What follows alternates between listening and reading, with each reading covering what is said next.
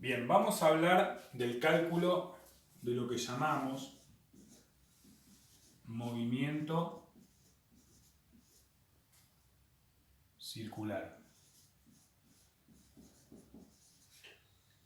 ¿Y qué aspectos tenemos que tener en cuenta para calcular todo lo que pasa en un movimiento circular? Ya sea la velocidad o ya sea la aceleración. Pero, en este caso, para un problema que desarrollaremos a continuación, nos vamos a focalizar en la velocidad.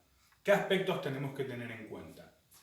Por ejemplo, vamos a suponer que yo tengo mi sistema.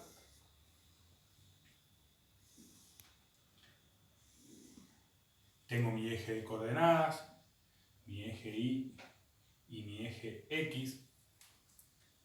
Y tengo tres aspectos a considerar. El periodo,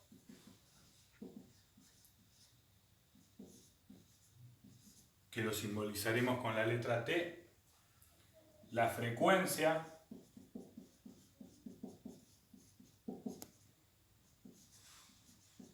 que lo simbolizaremos con la letra F, y la velocidad o frecuencia angular.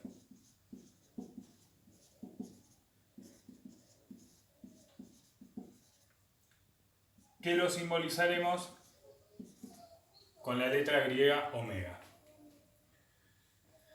¿Qué sería entonces el periodo en mi sistema?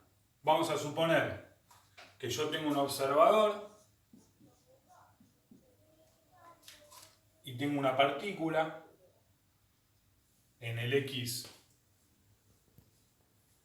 justo en donde terminan las X, y esta partícula se mueve en dirección contraria a las agujas del reloj. Como podemos ver, es un movimiento que se puede expresar mediante los vectores, utilizando la regla de la mano derecha. Si va hacia la derecha, podemos ver que este vector sale para afuera, en dirección Z, positivo, o lo que llamamos el versor K. Entonces, ¿cuándo se daría el periodo? Bueno, cuando esta partícula sale, recorre toda la circunferencia, recorre los 2π o los 360 grados y vuelve a aparecer en este mismo punto. Es decir, cuando el observador ve pasar la partícula, cada vez que la ve pasar, se cumple un periodo, o lo que también lo podemos denominar ciclo. ¿Bien? Otro de los aspectos que nos van a interesar analizar es la frecuencia, que está íntimamente relacionada con el periodo. Es decir, la unidad del periodo se expresa en segundos y la frecuencia se expresa en hertz o 1/segundos. ¿Qué sería la frecuencia entonces? La cantidad de veces que esta partícula gira en un segundo. Vamos a suponer que yo digo que la frecuencia de este sistema es de 1 Hz. Quiere decir que completó un ciclo en un segundo. Si yo digo que es 2 Hz, hizo 2 ciclos en un segundo. Si yo digo que es 0,5 Hz, hizo media vuelta en un segundo. ¿Bien? Y ahora nos centramos en lo que es la velocidad o la frecuencia angular, que sería el ángulo θ que va a barrer esta partícula en unidad de tiempo, ¿bien? Sobre unidad de tiempo. Eso sería la frecuencia angular, en donde podemos describir directamente la fórmula y decir que la frecuencia angular, la expresamos con la letra omega, serían 2π sobre periodo, o también la podemos expresar como 2π por frecuencia. Bien, aquí queda claro que el periodo es la inversa de la frecuencia. Bien, como está expresado de esta forma. Muy bien. También podemos dibujar otro sistema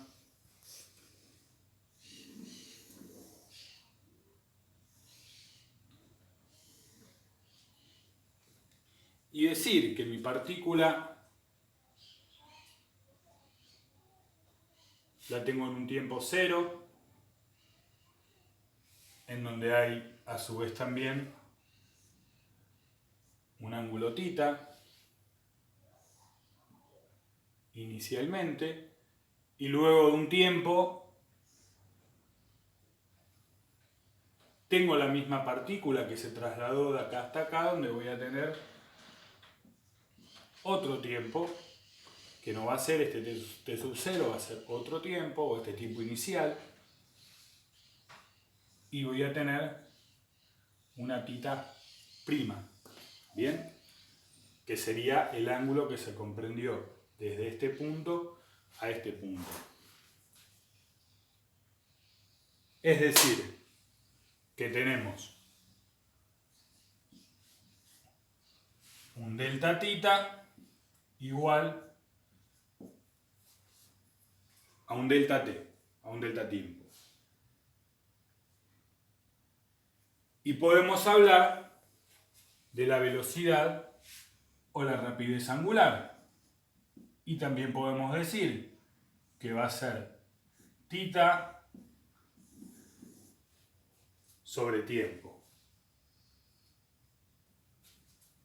Delta θ sobre delta tiempo. Si queremos acotar esto para ser más precisos, para no trabajar con los delta, todos sabemos que el delta θ, por ejemplo, va a ser la θ final menos la θ inicial, y que el delta tiempo va a ser el tiempo final menos el tiempo inicial. ¿Bien?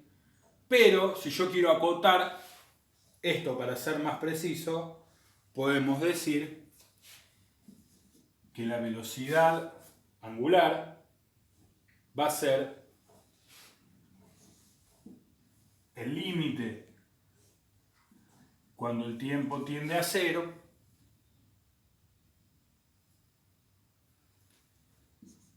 entre delta θ y delta tiempo. Y a su vez diremos que la velocidad angular, para acotarlo, va a ser un diferencial θ sobre un diferencial tiempo.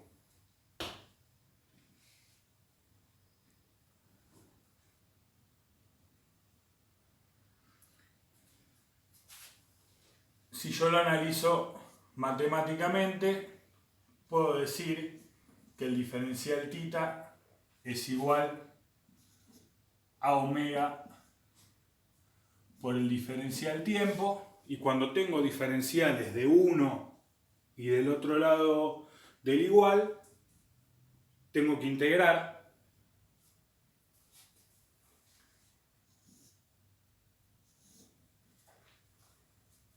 Y cuando integro, a su vez, hago de esta integral una integral definida. Puedo poner que es un tiempo cero, y esto me va a dar un ángulo, y tengo un tiempo cero y un tiempo final. ¿Cómo sería el resultado de esta integral? Omega es una constante, quiere decir que sale afuera de la integral, y un diferencial tiempo sería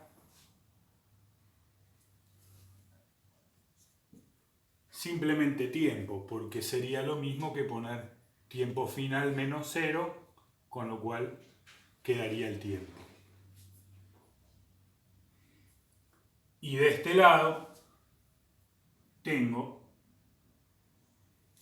θ menos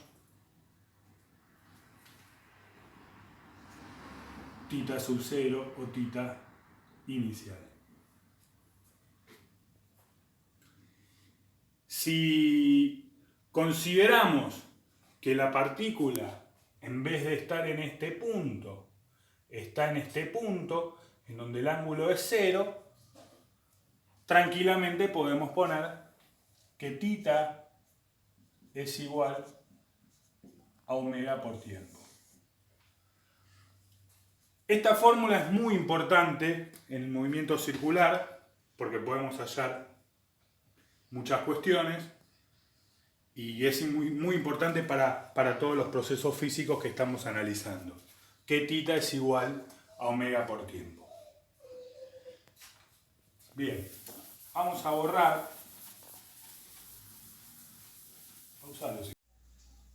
Bien, con las fórmulas que calculamos anteriormente, vamos a realizar un cálculo de un problema típico que sería la velocidad angular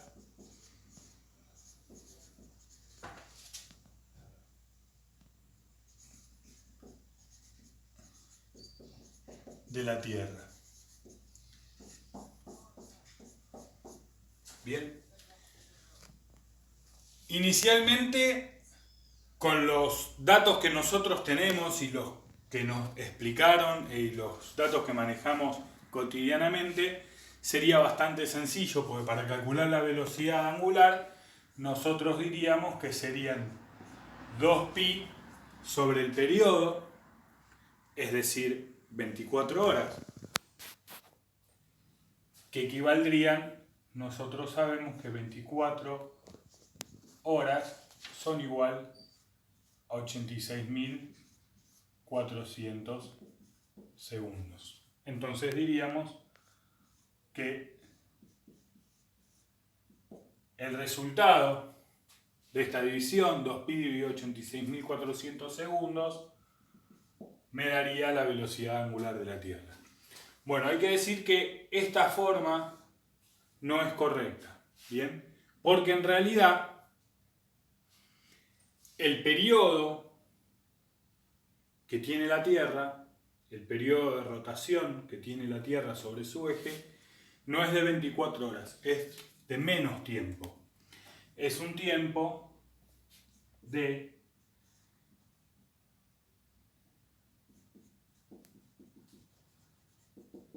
23 horas 56 minutos 4 segundos. ¿Por qué se da esta diferencia de que en realidad el periodo de la Tierra es menor? Por la diferencia entre lo que vamos a llamar día sideral y día solar medio. Bien, ¿cómo vamos a establecer estos dos aspectos, estas dos diferencias, de un día sideral a un día solar medio? Es decir, si mi punto de referencia es el Sol con respecto a la Tierra y a una estrella que está lejana, que la podemos considerar fija, bien, vamos a tratar de dibujar las elipses, y el eje de rotación de la Tierra, que como todos sabemos es un eje que tiene 23 grados de inclinación. Para calcular el periodo, si nosotros establecemos un punto entre la Tierra y el Sol, como hicimos anteriormente con el esquema que hicimos para explicar el periodo, la frecuencia y la velocidad angular, cuando la Tierra rote sobre su eje y el Sol vuelva a enfrentarse con este punto, diríamos que se cumplió un periodo. Pero en realidad, la Tierra no solo rota, también se traslada. más allá de otros movimientos que realizan. Pero el movimiento de traslación hace que el periodo no se dé de 24 horas. Es decir, en un punto, cuando se cumple el periodo, esta misma partícula va a estar alineada con esta estrella, ahí se va a dar el periodo, y para que se enfrente con el Sol va a tener que tener un ángulo alfa de barrido un poco mayor. No se va a dar en 360 grados, se va a dar en aproximadamente 365 grados. Bien, esta diferencia que tiene este periodo, en realidad, hace que el ciclo se cumpla antes de las 24 horas, es decir, 23 horas 56 minutos 4 segundos, que lo que se daría si la Tierra no trasladaría. Pero como sabemos, la Tierra, además de rotar, se traslada. Bien. Entonces, como podemos observar, el periodo de la Tierra son 240 segundos menos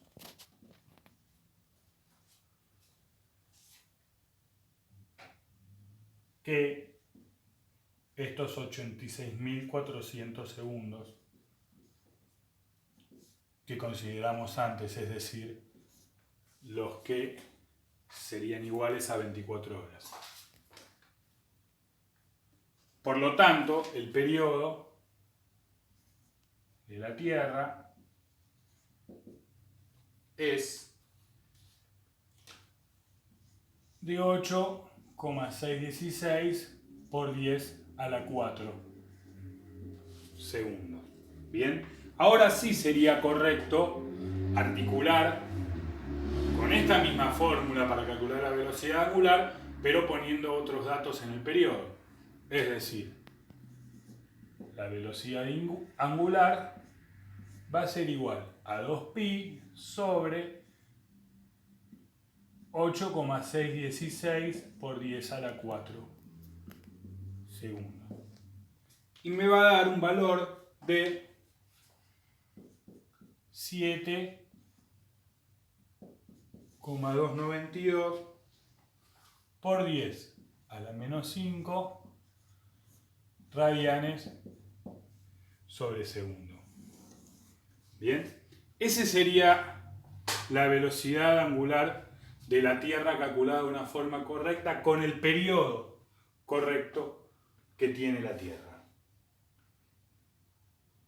Ahora bien, ¿cómo comprobamos? Porque dijimos que el periodo de la Tierra eran 240 segundos, en realidad 239 segundos.